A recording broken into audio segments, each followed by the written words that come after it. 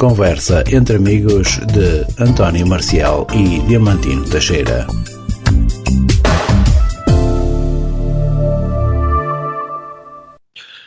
Ora, então, muito boa tarde, sejam bem-vindos a mais uma emissão de Conversa entre Amigos. Emissão referente a esta tarde de sábado, hoje, 17 de dezembro. É verdade que estamos já bem próximos do Natal. Já cheira a Natal, pode dizer-se. Já há muita coisa por aí enfeitada, muitas luzinhas, muitas árvores enfeitadas, e então já cheirinho a Natal. Emissão que vai ficar consigo até bem perto das 19 horas, aqui mesmo em www.ondanacional.com. É claro que estamos também na Radiosnet, em radios.net. Estamos, por isso, à distância de um clique, onde quer que esteja, com quem quer que esteja. Hoje estou acompanhado, não com o Marcial, que hoje não está presente, mas com o Narciso Gonçalves, ele que hoje, além da técnica, está também aqui para conversar comigo e com o nosso convidado que é o Eduardo Rito. Daqui a pouco já vamos saber quem é o Eduardo Rito, mas boa tarde, Narciso. Boa tarde para ti, boa tarde também para o nosso convidado e já agora boa tarde a todos os ouvintes da Onda Nacional. Estamos em www.ondanacional.com de Portugal para todo o mundo através deste endereço. Toma lá a bola. Pronto, este é o endereço que você deve partilhar com os seus amigos no seu Facebook, no seu WhatsApp, no seu Messenger, enfim. Falo de nós, falo da nossa existência, bem ou mal, o importante mesmo é que vá falando de nós, é bom sinal que estamos por aqui. Arrancamos esta emissão, arrancamos bem devagar porque já não chove há 2 dias e para não levantar pó, como diria o Narciso, ou como disse o Narciso há instantes em off. Eduardo Rito, boa tarde. Olá, boa tarde, Zé, Narciso. Muito obrigado pelo vosso convite para estar aqui hoje convosco. Vamos lá, uma pequena biografia, Eduardo. Quem é o Eduardo Rito? Ora, bom, Eduardo Rito, portanto, tenho 27 anos. Também já tive. Não estou em erro. Não, às vezes eu tenho que fazer a conta para ver se é mesmo 27 ou 28. Mas, ora bem, 95, portanto já são 28. Não é? Exatamente. Ainda não. Ainda só são 27, ó Eduardo. Pois não. 27, 27, exatamente. É isso mesmo. Que falha tão grande. Não faz mal. É só uns dias, se calhar. Eu não dou importância para o número dos anos. Portanto, acabei mesmo por me enganar, não é? Portanto, eu neste momento sou formador de TIC na ACAP, a Associação dos Cegos e Ambliopes de Portugal, mais concretamente no Departamento de Apoio ao Emprego e Formação Profissional da ACAP, aqui na zona do Porto.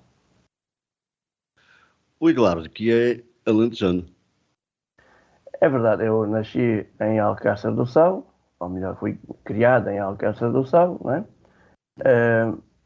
Aonde estive até aos meus 6 anos, a tempo inteiro, digamos assim, porque depois disso estava todas as semanas em Lisboa, onde estudei até aos meus 11 anos, quase 12 anos, só regressando a Alcácer aos fins de semana e nas férias. Estudei, portanto, em Lisboa, no Centro Helen Keller. Diga-se que, tal como nós, ou como quase todos nós aqui nesta rádio, na Onda Nacional, também o Eduardo é deficiente visual, ou cego, como eu costumo dizer, e, portanto, tem muitas coisas em comum connosco, pelo menos nessa parte. Eduardo, como é que surgiu a ideia, ou Não sei se foi uma ideia, se foi uma necessidade, se foi uma opção sua de começar a dar formação na ACAP. Foi mesmo uma opção ou tinha outras alternativas? Olha, seguindo um pouco o meu percurso académico, como eu estava a dizer, quando regressei a Alcácer aos meus 11 anos, ingressei, portanto, depois no sétimo ano, no atual sétimo ano, onde estive até ao 12º, numa escola normal, portanto, uma escola com todos os outros colegas em Alcácer do Sal, beneficiando do apoio do ensino especial, através de um professor de ensino especial, que me acompanhou em tudo aquilo que eu fui necessitando. Nesse percurso, naturalmente, foi sempre necessário utilizar as novas tecnologias. Elas foram cada vez tornando-se mais presentes no meu percurso académico, a par também do próprio sistema Braille. Quando terminei o ensino secundário, optei por ingressar num curso técnico superior profissional de redes e sistemas informáticos na Escola Superior de Tecnologia e Gestão de Viseu, onde estive até 2018. Comecei, portanto, nesse curso, depois acabei por frequentar também a licenciatura em Engenharia Informática, que infelizmente não cheguei a concluir, mas dá para perceber, portanto, que o meu gosto pela informática foi sempre presente. A par disso, tinha sempre pessoas, amigas, que me contactavam, que me iam pedindo ajuda, que, enfim, gostavam de conversar comigo e, como amigos, e para além disso também gostavam da maneira como eu explicava, como eu trabalhava com eles a informática nas necessidades que tinham. Nesse sentido,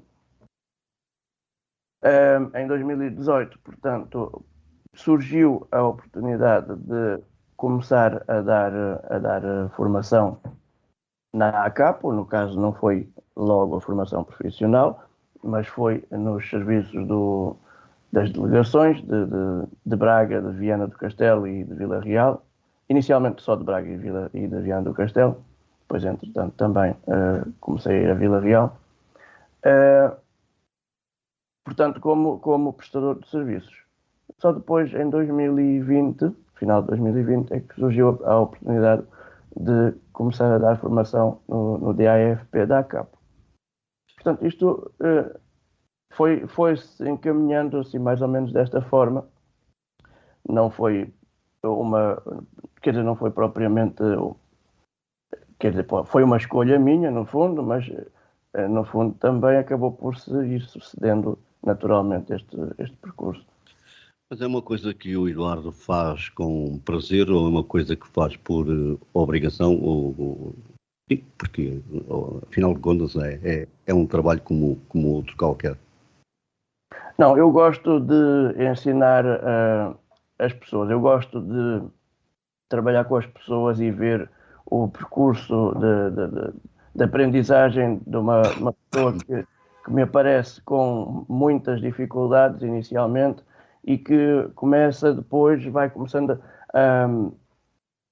a melhorar os seus conhecimentos, a sua maneira de usar o computador, o telemóvel, seja aquilo que for, e ao mesmo tempo posso dizer, dá-me gozo perceber a maneira como a pessoa se sente beneficiada com aquilo que eu lhe transmito. O Eduardo, o que é mais? A sua praia é o Braille ou a sua praia é mesmo a informática? Onde é que tem mais dificuldade? As minhas praias são o Braille e a informática, no fundo. Eu gosto tanto de um como do outro. O Eduardo concorda que o Braille já era ou nem por isso? maneira nenhuma. O Braille continua a estar presente nas nossas vidas, continua a ter o seu lugar e, pelo menos para mim, e espero que para a maioria daqueles que nos estejam a ouvir... Estou a falar em termos gerais, ou seja, desde quando começamos a primária até quando somos adultos, ou seja, se os miúdos hoje em dia leem muito pouco, escrevem muito mal, porque não leem Braille, e se não lerem Braille é claro que vão escrever mal. Acha que é isso ou nem por isso? Não, naturalmente, assim como uma pessoa que vê o primeiro contacto que tem com a escrita e com a leitura é através da escrita a negro, por assim dizer, não é?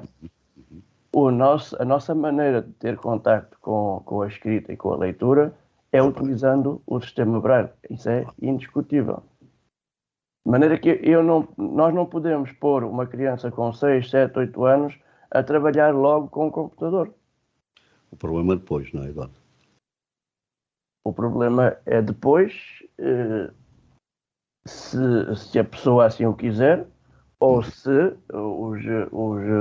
os professores que a vão acompanhando assim o quiserem. Porque, vejamos, eu trabalhei com Braille até ao meu 12º ano e sempre que foi necessário, depois no Instituto Politécnico, sempre que foi necessário utilizei o Braille.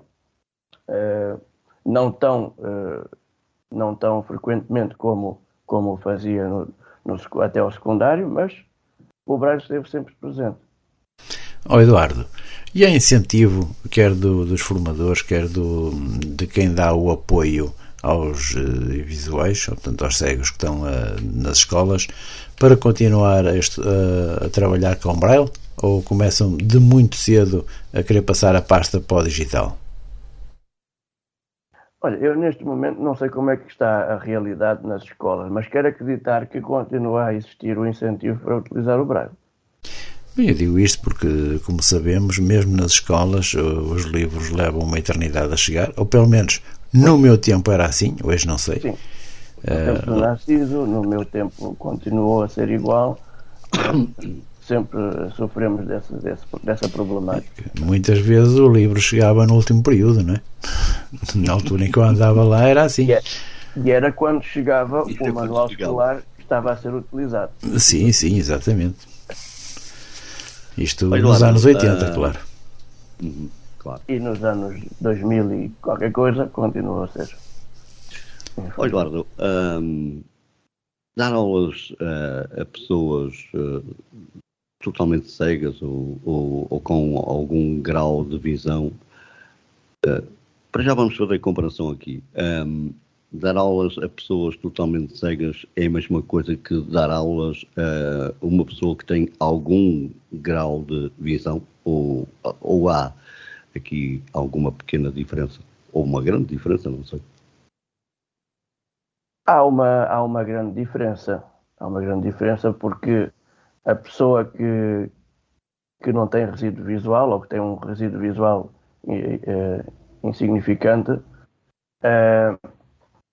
que não é útil, portanto, vai utilizar o leitor de ecrã, vai utilizar as mesmas técnicas que eu utilizo enquanto pessoa cega. A pessoa com baixa visão ou a pessoa que vê, não, é completamente diferente, não é? Já olha mais para o teclado, já, não é? Exatamente. E eu tenho que admitir que em certas situações eu próprio não consigo chegar ao nível que a pessoa que vê precisaria, não é? Porque eles vão por caminhos muito diferentes dos nossos. Porque enquanto nós andamos pelos menus, não é? E eles com o rato, os que conseguem utilizar o rato, ou então aqueles que conseguem ver no ecrã, é muito diferente daquilo que nós fazemos. Eu não consigo dizer a uma pessoa que tem baixa visão ou que vê para clicar no ícone desta ou daquela cor, ou no ícone que tem este ou aquele gráfico, não é? A menos que eu saiba exatamente que ele existe e que tem aquela configuração, caso contrário, eu não consigo dar essas indicações à pessoa que tem baixa visão ou que vê bem. E qual é, eu quase sei a resposta, mas de qualquer forma, qual é a receptividade dos cegos com o computador? Qual é a receptividade dos cegos com o computador? Mas falamos de...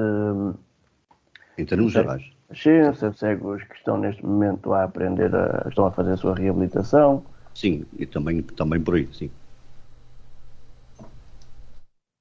Assim, neste momento nós estamos numa época em que as tecnologias estão a tornar-se cada vez mais presentes, não é? Seja através do computador, seja através de um smartphone. Portanto, começa a ser cada vez mais necessário que uma pessoa cega, no caso, ou com baixa visão, na nossa área, portanto, utilize o computador. Eu já dei por mim a pensar, e se calhar erradamente, mas com tanta atualização que há de software, e já vamos no Windows 11, acho eu, eu já dei por mim a pensar de que qualquer dia, acredita que qualquer dia os cegos deixam de ter acesso ao computador? Não quero acreditar nisso, sinceramente. E a minha experiência ultimamente é que a acessibilidade dos sistemas operativos, nomeadamente do sistema operativo Windows, e também as melhorias constantes que os leitores de ecrã têm vindo a receber,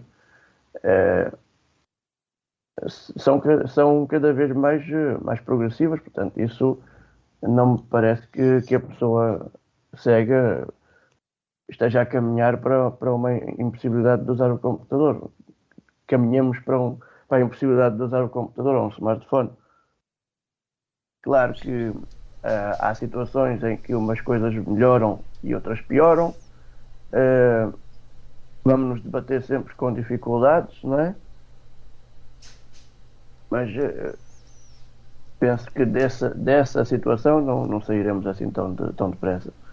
Agora, ficarmos impossibilitados de usar as novas tecnologias, isso não creio.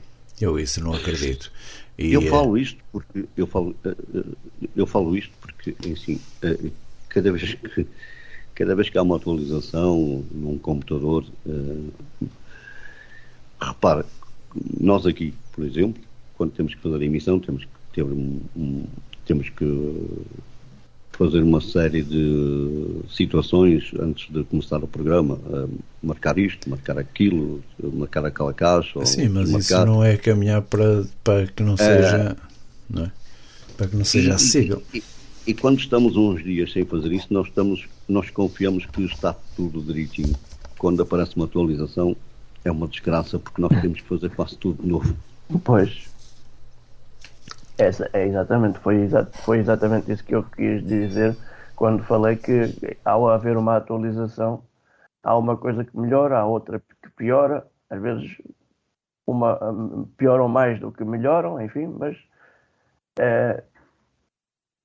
eu quero acreditar que isso é sempre temporário e que depois haverá uma outra atualização que venha a resolver os problemas, não é? Mas sim, nós temos essa dificuldade acrescida, porque lá está, as atualizações, a necessidade de manter sempre o software atualizado o mais rapidamente possível, faz com que, por vezes, as grandes empresas deixem um pouco de lado a questão da acessibilidade e só se lembrem disso mais tarde. Portanto, acabamos, nós, que necessitamos muito de leitores de ecrã e outras tecnologias, de ficar em segundo plano, não é? Por causa da urgência com que lançam atualizações, sejam elas a que nível for. Eu não sei se o Narciso tem uma pergunta. Não, eu o que ia dizer há pouco era que, em termos de Windows e dos smartphones, não acredito muito que fiquem inacessíveis para nós.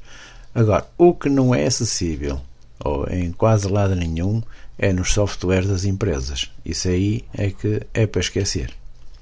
Não há leitor nenhum que lá trabalhe. Pelo menos na empresa onde eu estou, claro. Acredita que algum dia nós vamos ultrapassar essa situação em qualquer empresa nós termos acesso ao que quer que seja, ou não será para já? Não, muito sinceramente não será para já. Nós vamos ter sempre situações em que vai haver um software menos acessível, porque lá está, a acessibilidade deveria estar logo presente quando um programador desenvolve uma aplicação. Ele devia logo estar a pensar na acessibilidade, mas isso infelizmente não acontece, não é? E há programas que nem querem saber mesmo. Uma empresa solicita uma solução qualquer a uma outra empresa de programação, software, eles desenvolvem aquilo com prazos apertados e não estão a preocupar se aquilo vai funcionar direito ou não para um cego. E eles nem se lembram que há cegos na empresa, quanto mais.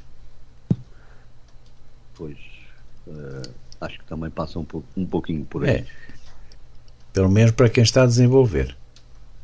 Eduardo, agora pode haver, lá está, uma sensibilização a quem desenvolve para utilizar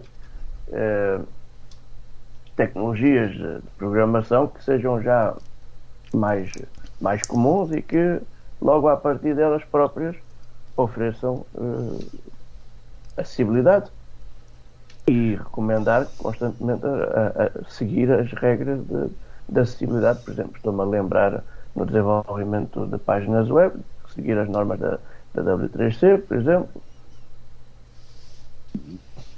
para a acessibilidade. Olha, se a minha pergunta for mal colocada, peço-lhe que me corrija. O Windows ou o Mac? Acho que é Mac que se chama, não é? O sistema operativo dos computadores da Apple, portanto, o macOS. Não é? Exatamente. Um ou outro, qual é que é melhor? Tirando a questão da escolha pessoal, porque lá está, cada um irá optar por aquilo que mais lhe convier, naturalmente, e ambos os sistemas operativos oferecem acessibilidade. O Mac oferece um nível de acessibilidade nativo melhor que o Windows, uma vez que nós temos um computador Windows com o único leitor de ecrã que traz é o narrador, e que, embora recentemente tenha vindo a receber melhorias, ainda é um leitor de ecrã básico, e nós, para termos acessibilidade, temos que usar outros leitores de ecrã, nomeadamente o NVDA. No macOS isso não acontece. Nós temos o VoiceOver, que oferece um nível de acessibilidade bastante grande, não é? Mas neste momento, se fosse eu a escolher entre Windows e Mac, e tendo em conta, e é preciso sublinhar isto, tendo em consideração as necessidades que eu tenho de utilização, não é? Neste momento eu escolho Windows. Agora, continua a sublinhar esta questão das necessidades de cada um. Há situações em que, claro, a pessoa cega, devido às tarefas que costuma realizar, vai ser melhor, ou é preferível escolher o computador com o sistema operativo macOS, portanto, um Mac. Quer um sistema operativo, quer outro, têm as mesmas dificuldades nas plataformas, não é? Não é por facto de ser Mac que tem melhor acessibilidade, ou estou enganado? Em que plataformas, por exemplo? Naquelas plataformas, por exemplo, que se calhar com o Windows não chegamos lá, e como é que podemos chegar? Isso existe ou se não chegamos de uma maneira também não vamos chegar a outra? Se existir essa situação, será pontual. Uhum.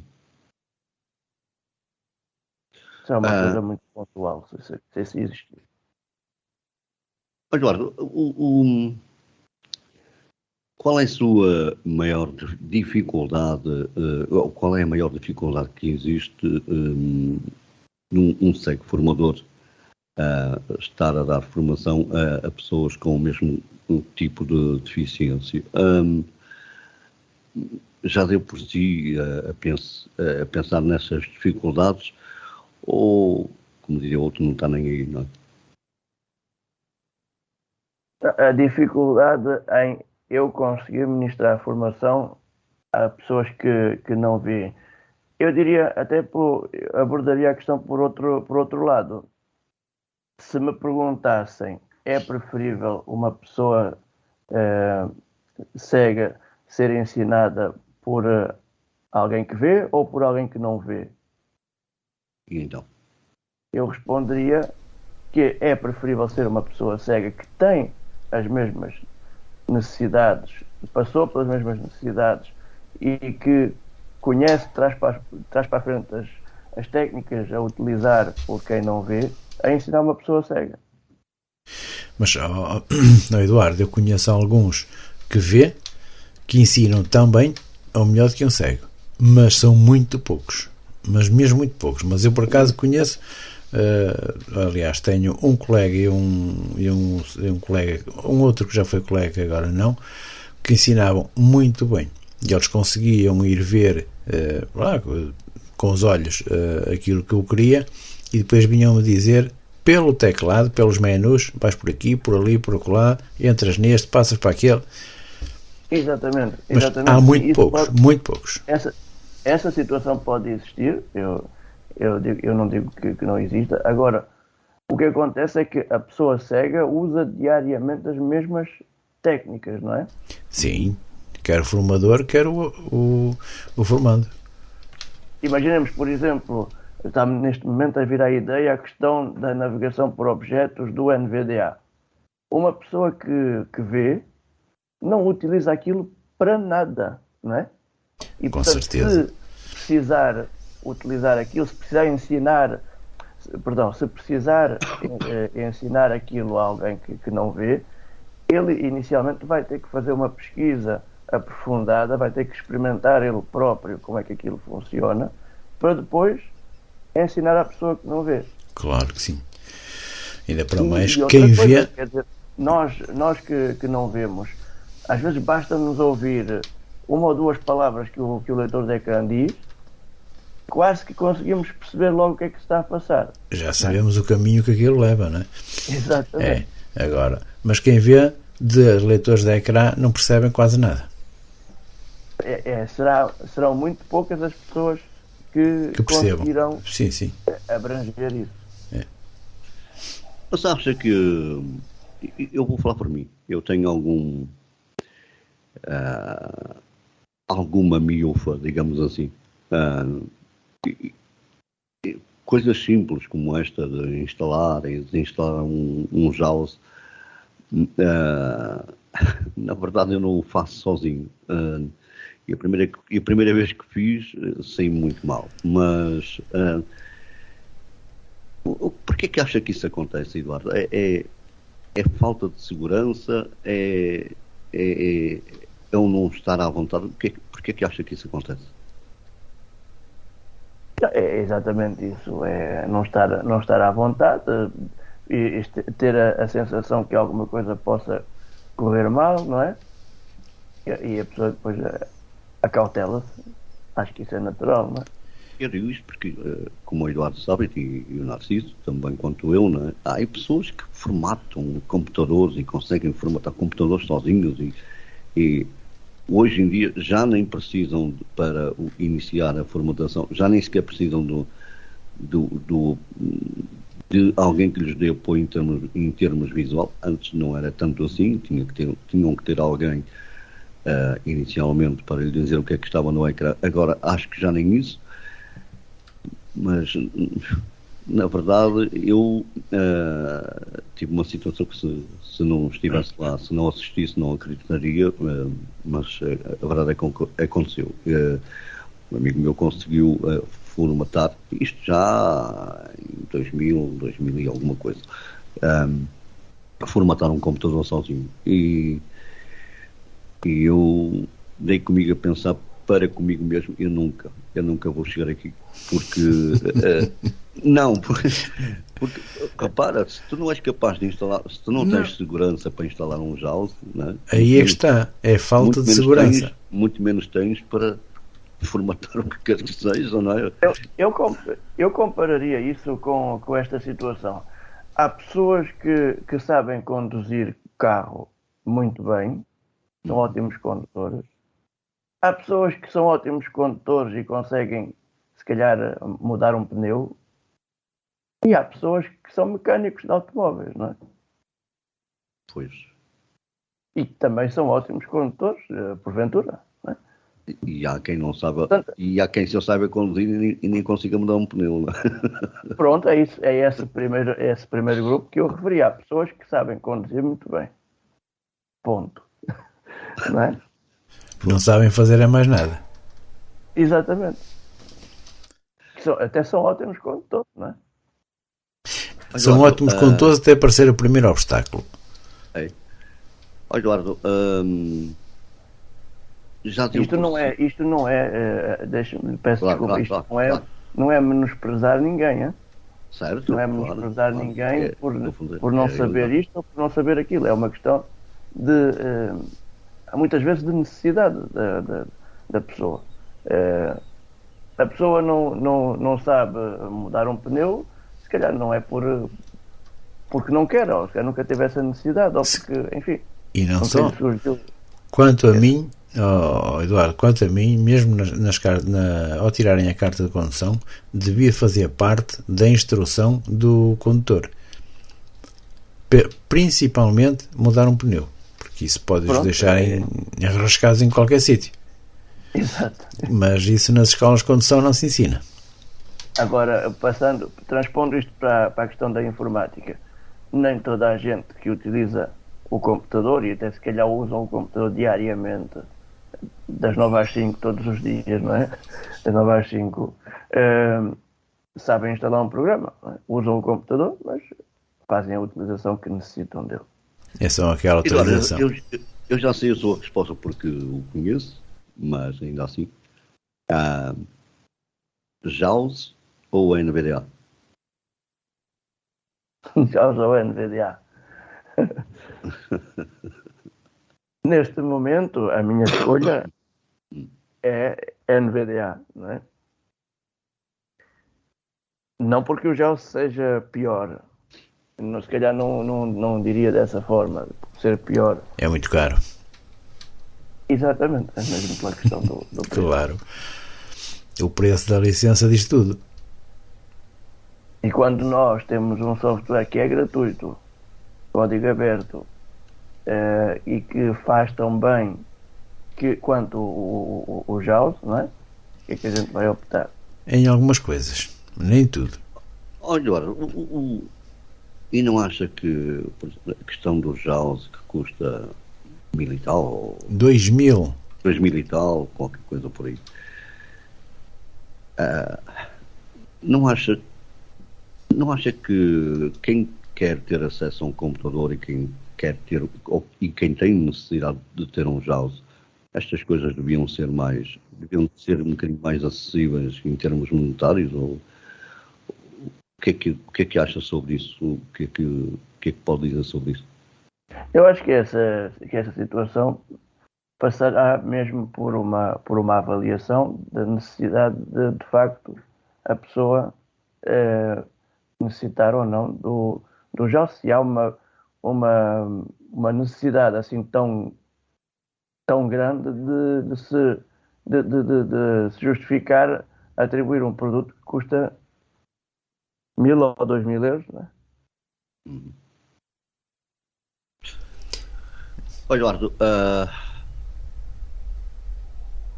já alguém lhe disse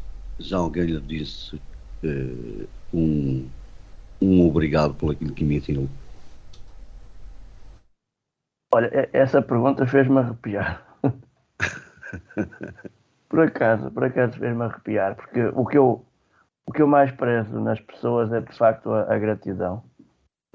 E graças a Deus, poderia eu dizer assim, já aconteceu. E já alguém lhe disse o contrário. Eduardo, eu não gosto da sua forma de ensinar. Olha, se já aconteceu, eu esqueci. Sinceramente, se já aconteceu, eu esqueci. Mas de qualquer forma, atenção, é uma crítica que poderá ser encarada por mim como construtiva, não é? Como assim? Às vezes ajuda a mudar qualquer coisa. Se alguém me disser, olha, eu não estou a perceber dessa maneira como me estás a ensinar, eu vou tentar procurar naturalmente uma forma diferente de ensinar, de ajudar a pessoa a perceber aquele assunto.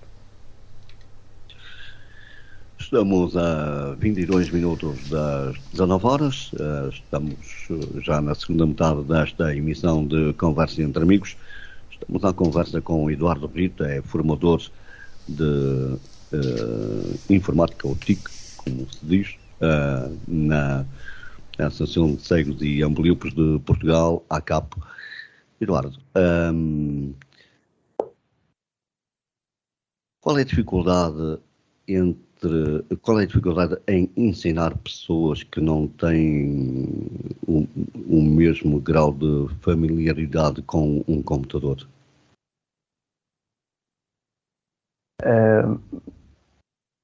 Falamos, por exemplo, mas em formação individualizada ou em grupo? Não, em grupo. Em grupo.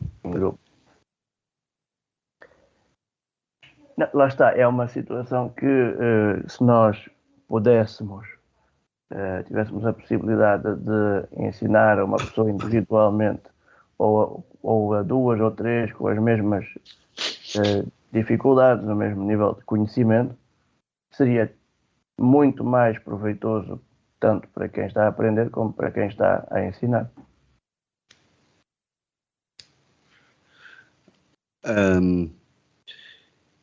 E essa dificuldade obriga-lhe muitas vezes a ter que ou seja,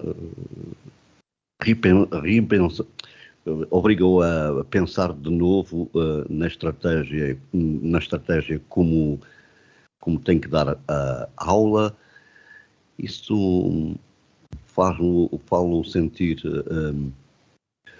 ou seja, torna-o mais aborrecido a essa situação, digamos, ou como é que lida com isso? É uma situação que obriga constantemente o formador a repensar a formação, a sessão de formação.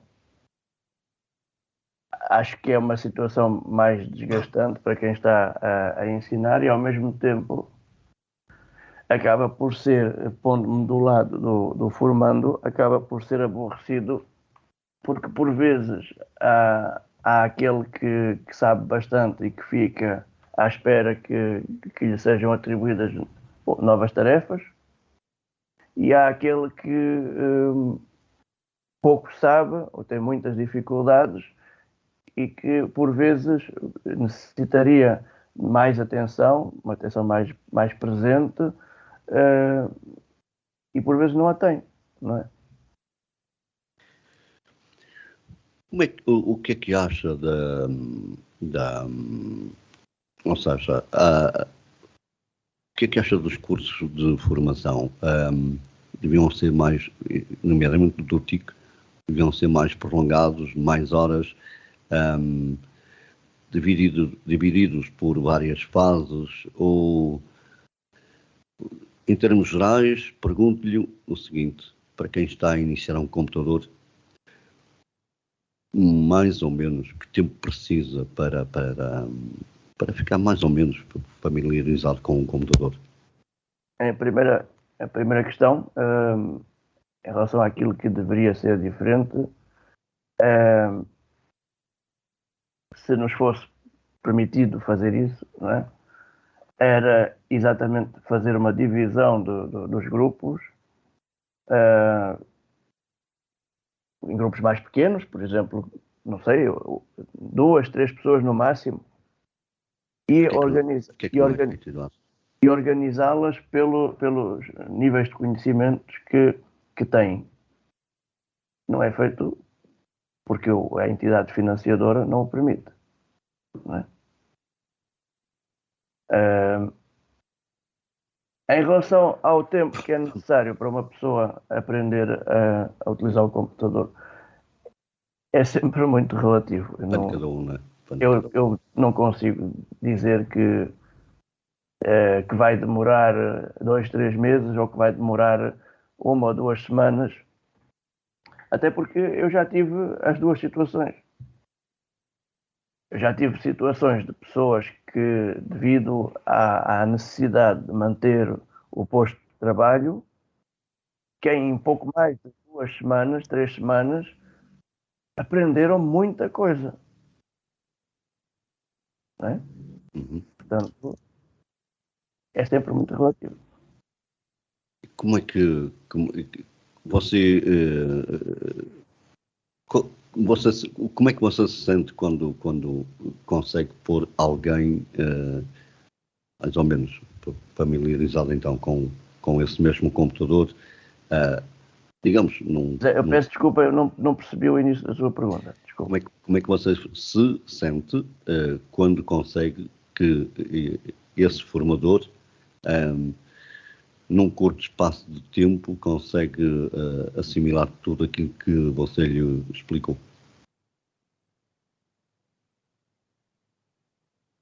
É de facto perceber-se que há da parte da pessoa aquela enorme necessidade de aprender, seja por que motivos for, mas normalmente por uma questão de manutenção do posto de trabalho, por exemplo. É uma questão que, no fundo, traz, dá-nos talento, faz-nos sentir que o nosso trabalho valeu a pena, não é? Como é que você como é que consegue dizer a uma pessoa que ainda tem resíduo visual, desculpa, mas não tens que resíduo visual, mas ainda assim não suficiente para ou muito que dificulta muito ler o que está no ecrã. Como é que consegue dizer a essa pessoa, pá, não coloques os olhos nas teclas, não coloques os olhos no computador? Não é fácil para não, Eduardo? Não é fácil, porque isso vai depender da vontade que a pessoa tem para chegar a essa conclusão, não é? Eu opto sempre por manter um registro mais descontraído nas sessões de formação e vou sempre dando um toque, assim, descontraídamente, para que a pessoa perceba que é melhor deixar de utilizar a visão porque aquilo não lhe está a ser vantajoso, não é? Mas depois, no fundo, vai ter que ser a pessoa a tomar essa decisão. O formador, no seu caso, e esta palavra que eu vou aplicar é mesmo entre aspas, consegue perceber quando é que está a ser enganado, ou seja, quando alguém diz, digamos, sei lá, num texto, a pessoa até escreve com alguma velocidade.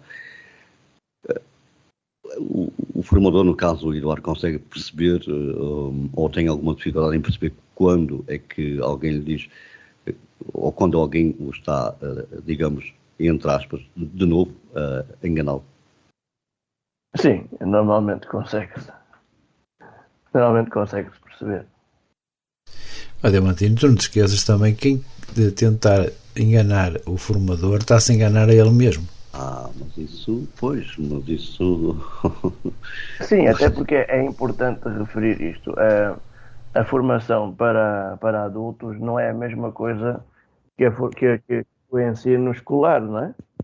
Claro. Formação para adultos, a pessoa está lá muitas vezes porque quer. Exato. E, portanto, tirando outras situações que não vale a pena referir, não é? Mas normalmente a pessoa está lá porque quer aprender e o formador não pode obrigar uma pessoa a aprender. É assim, quer aprender ou necessita mesmo de aprender para continuar a desenvolver o seu posto de trabalho, normalmente. Correto? Ou buscar um novo posto de trabalho. Ou isso também. O que é que era necessário mudar em termos de curso do TIC para que esse mesmo curso fosse devidamente administrado?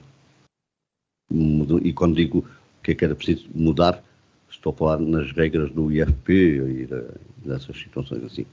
Era mesmo haver essa atenção para a questão de haver uma grande heterogeneidade nos nossos grupos de formação e haver a possibilidade de se dividir os grupos em grupos mais pequenos, de forma a conseguirmos atender melhor às necessidades de cada um deles. Tornaria o processo mais fácil para quem está a aprender e para quem está a ensinar, tornar-se mais produtivo. Porque os grupos, quanto mais pequenos forem, em termos de formação com necessidades especiais, é bem melhor para poder explicar do que aqueles grupos enormes ou, quando eu andava a estudar, ter uma turma de 32 alunos ou uma turma de 20 não tem nada a ver uma coisa com outra. E aí se passa também na parte da formação, não é? E depois, por outro lado, estamos também a trabalhar com várias pessoas com deficiência visual e pior, várias pessoas, cada uma com o seu nível de conhecimento. Também, ainda é bem pior. Eu conheço o Eduardo bem, relativamente bem, em termos de formação. Como é que é o Eduardo na formação? É distante? É, como diria outro, cada macaquinho no seu galho? Ou leva as coisas digamos, entre aspas, na desportiva? Não, como há pouco eu referi, eu tento manter um registro descontraído nas sessões de formação, não é? Tento no decorrer das atividades perceber como é que vai cada pessoa, as dificuldades que cada um está a ter no momento. Vou ao lugar, cada um deles. Outra coisa que eu costumo sempre fazer é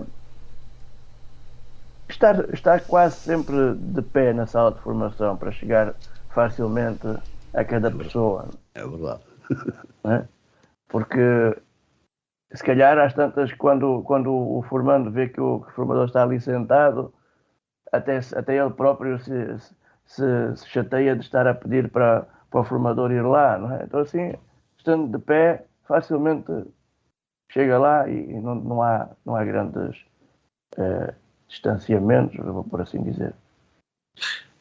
Devia ter-lhe colocado esta questão logo no princípio, mas lembrei-me agora, até porque eu não tenho um alinhamento para perguntas, elas surgem normalmente. Como é que foi a sua primeira aula de formação, Eduardo? Existiu aquele nervosinho, assim, aquele arrepiozinho na barriga, como é que foi? Sim, sem dúvida isso aconteceu, não é? E para piorar a situação foi num tempo de pandemia, não é? Uhum. Portanto, estávamos à distância também, quer dizer, é tudo um registro diferente. Estava acostumado a trabalhar com uma pessoa de cada vez nas delegações. De repente apareceu-me um grupo com 7 ou 8 pessoas, não é? Portanto, naturalmente houve sempre ali um certo nervosismo, não é?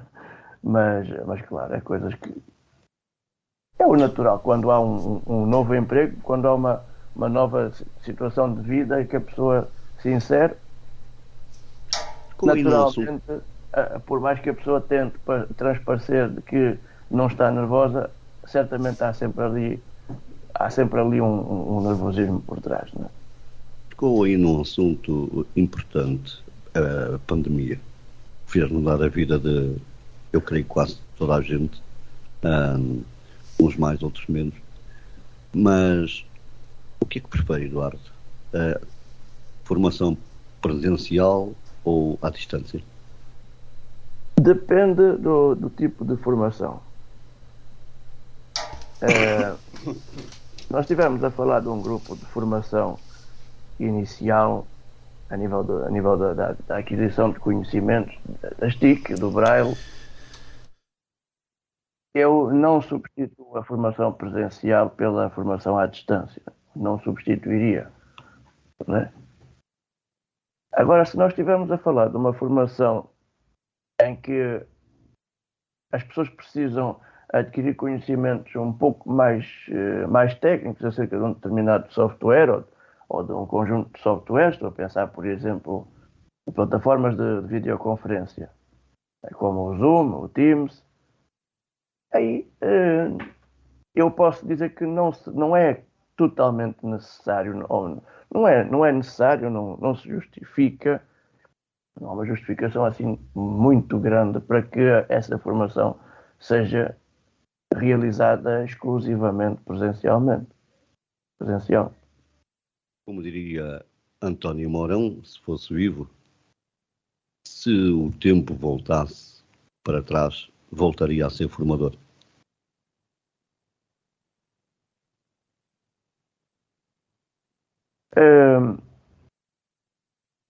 Não consigo responder diretamente a essa pergunta, porque, quer dizer, sabendo como estão a funcionar, como é o modelo de formação atualmente, se eu voltaria a ser formador. Isso faria-o pensar? Sim, faria pensar um pouco.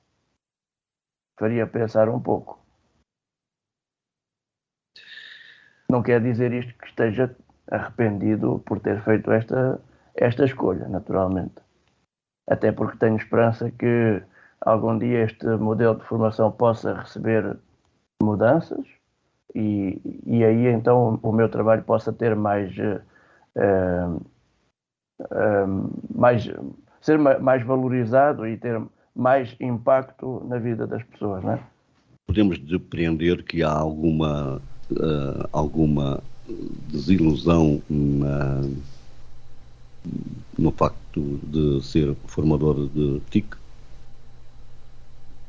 Desilusão é um termo que é um bocado pesado para designar. Eduardo, estamos a 5 minutinhos do final desta emissão. Como é que é o dia a dia do formador Eduardo? Olha, levantar bem cedo, até porque temos que lidar com o trânsito infernal que assola a cidade do Porto, não é? E com certeza que muitas outras cidades, nomeadamente Lisboa, portanto, etc. Mas nós falamos daquilo que nos afeta diretamente, portanto. Como sou utilizador de cão-guia, tratar das necessidades da cadela, no caso,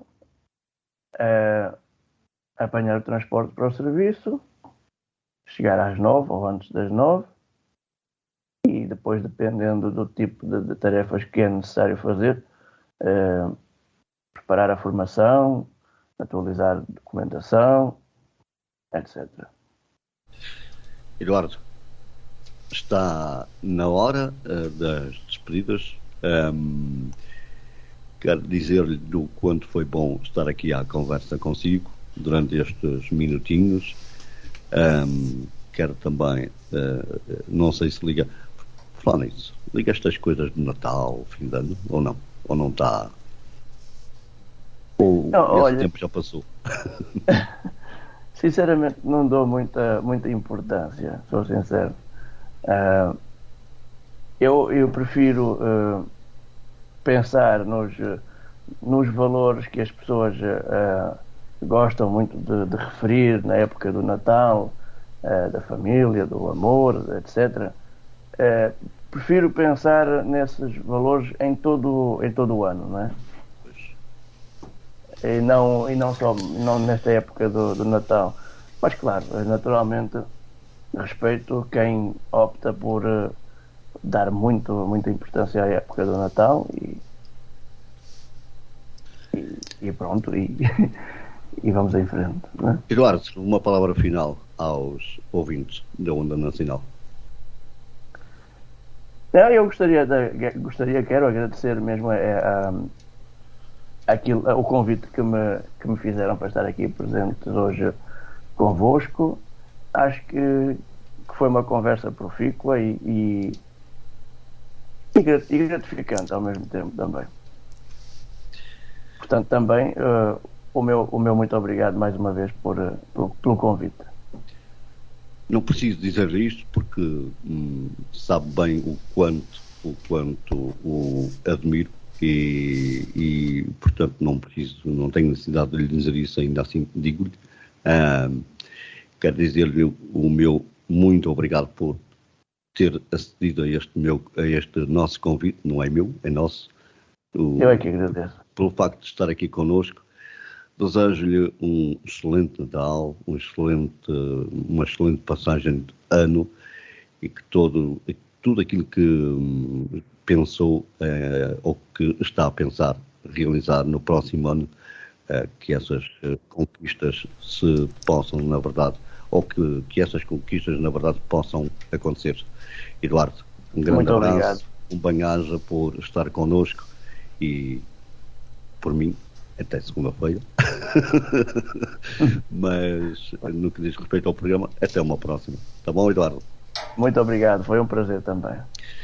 Fica por aqui esta emissão de hoje de Conversa Entre Amigos. Resta-me desejar-vos a continuação de um excelente sábado. Conversa Entre Amigos volta na próxima semana. Um grande abraço, como sempre termino, abraço para quem é de abraço, beijo para quem é de beijo, um santo e feliz Natal para todos, e também uma boa passagem de ano, umas magníficas entradas em 2023 na Conversa Entre Amigos de António Marcial e Diamantino Teixeira.